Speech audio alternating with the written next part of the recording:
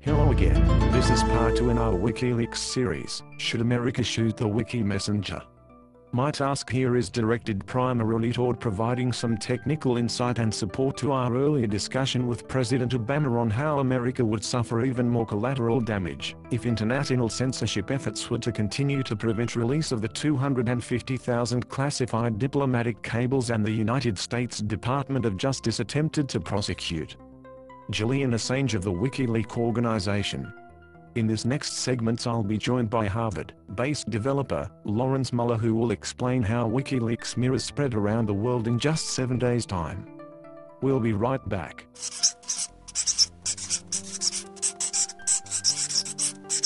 Okay, we're back with Harvard-based developer Lawrence Muller, who is going to give us a look at the global effort that has kept WikiLeaks standing.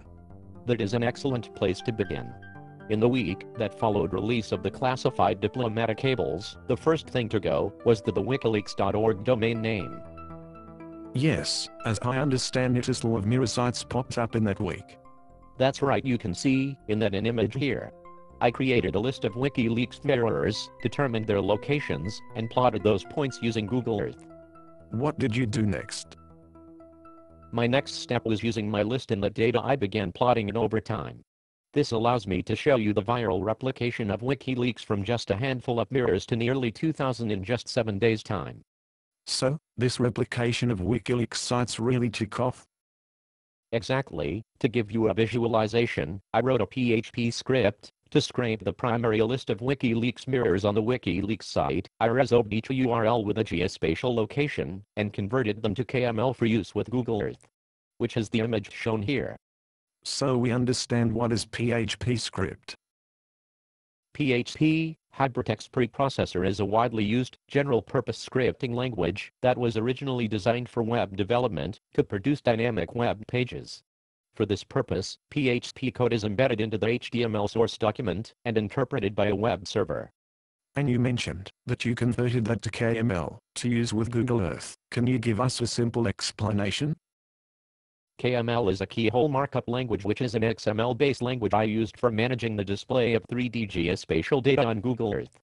I want to interject here that, if someone wanted to see a current list of WikiLeaks mirror sites, the URL is wikileaks.ch/mirrors.html.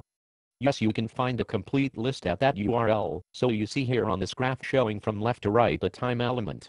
My intention here was to provide some visual comprehension of the rapid exponential growth of WikiLeaks mirror sites. So the series of pins on this 3D globe shows the locations, globally, where WikiLeaks data is being mirrored. Yes, that's correct. Now, you also broke down the spread of WikiLeaks mirrors by country. Exactly, and you can see that Germany was host to the majority of mirrors, with the US, France and the Netherlands all following close behind. Earlier this week, Marshall Kirkpatrick took a similar look at how WikiLeaks data spread through decentralized, peer-to-peer networks, such as on the BitTorrent site the Pirate Bay.